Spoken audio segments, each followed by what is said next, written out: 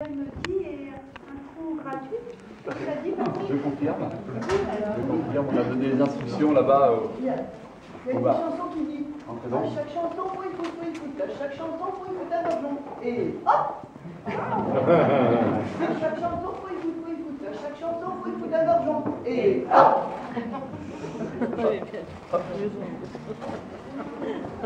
Je vais vous raconter une histoire. Cet hiver-là, il faisait froid, tellement froid qu'il n'y avait plus rien, mais plus rien dans les greniers. Tellement froid que plus un gibier dans les forêts. Tellement froid que l'eau gelait au fond des puits. Et l'eau gelait aussi au coin des yeux de Yann. Yann avait 8-10 ans, habitait en bordure de forêt avec son père, bûcheron, taiseux. Sa mère, maîtresse femme, qui n'était pas avare du torchon, jamais contente d'elle. Il y avait tellement rien à manger que sur la table, toujours une soupière de soupe de fougère. Et chaque jour, cette soupe était de plus en plus amère, mais amère. Et Yann n'en pouvait plus. Un jour, il a posé sa cuillère, s'est pris la tête dans les mains et a dit « Je voudrais manger du pain. » Alors la mère s'est énervée et dit « Mais tu crois quoi? Que je vais te le pondre, ton pain? Que je vais le trouver sous le chameau d'un cheval? Tu sais bien qu'il n'y a rien à manger. Si t'es pas content, tu demandes à la grand-mère Forêt. » La grand-mère Forêt. Il faut vous dire que grand-mère Forêt, c'était l'esprit de la forêt. Et c'est l'esprit qu'on invoque quand les enfants font des bêtises. Alors Yann n'était pas très fier de lui. Cet après-midi-là, il s'en va dans la forêt, qu'il connaît comme sa poche. Il a suivi son père maintes et maintes fois. Il arrive au grand carrefour. 4 pierres. Et il y en a une qui est plate. Il s'assoit là, il adore s'asseoir là. Et là, il est vraiment pas bien. Ça tourne dans sa tête, grand-mère forêt. Et puis, il se rend pas compte que il dit tout haut, grand-mère forêt.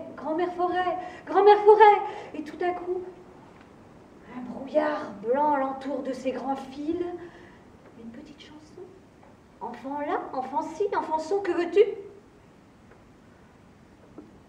Je voudrais manger du pain. Mais cours vite, il est déjà cuit.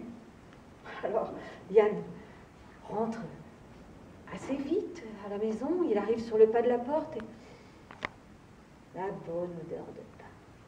Ce soir-là, il a mangé du pain. Oui, mais après le pain, encore la soupe de fougère. Alors, le lendemain, il est reparti, plein d'espoir. Il s'est dit, ça a marché une fois. Peut-être la deuxième fois. Grand-mère forêt. Le brouillard, les fils blancs. Enfant ci, enfant là, enfant son, que veux-tu? Je voudrais du lard pour faire une bonne soupe. Mais rentre vite chez toi, il est déjà cuit.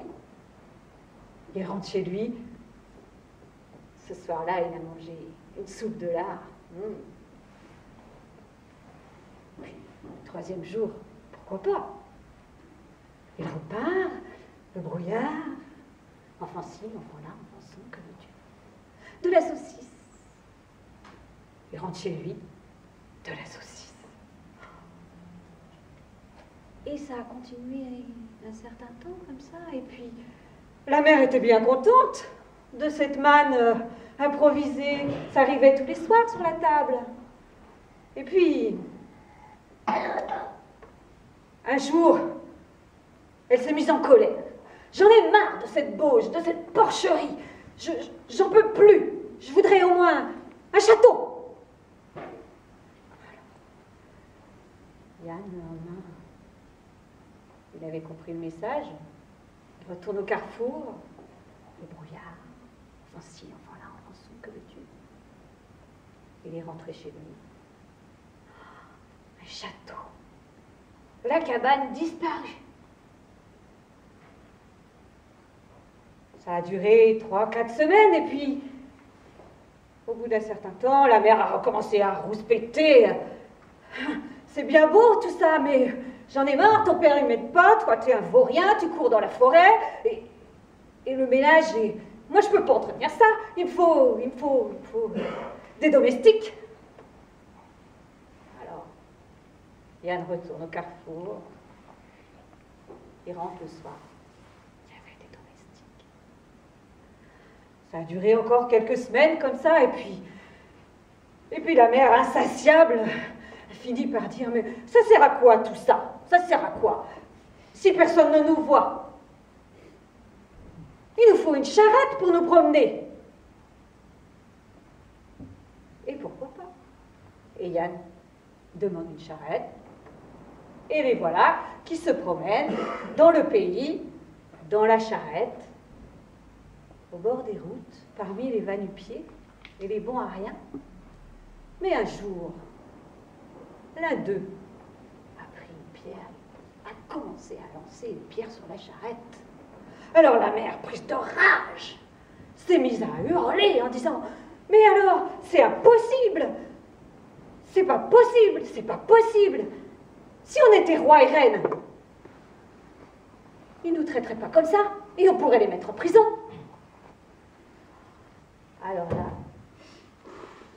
Yann s'est dit non, c'est pas possible, moi je peux pas, ça se demande pas ça.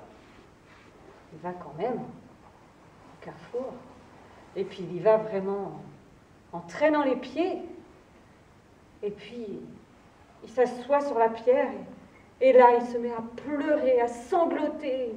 Il peut pas, c'est pas possible, ça peut pas passer sa bouche, je peux pas demander ça. Arrive, encercle Yann, et grand-mère Forêt le console. Il dit, mais ne pleure pas, ne t'inquiète pas. Il faut que tu rentres chez toi, il va faire nuit, dépêche-toi de rentrer avant la nuit. Et il s'en va, tout sanglotant encore. Il dit, de toute façon, ça sert à rien. Alors, il prend les chemins de traverse, et puis, il a vraiment pas envie de rentrer. Il sait qu'il n'y aura pas de roi et de reine. Et puis il arrive, il fait déjà nuit. Il arrive à l'orée du bois. Le château, tout éteint. Pas une lumière. Qu'est-ce qui se passe? Il avance devant la porte. Au-dessus de la porte, son père, roi de la nuit, chouette magnifique, le regarde sans un mot. Sa mère, chouette ébouriffée de rage et de colère, avec les yeux écarquillés, veut lui dire quelque chose. Alors lui, il recule, c'est pas possible. Et il prend ses jambes à son cou et il s'en va, il court. Il arrive au carrefour.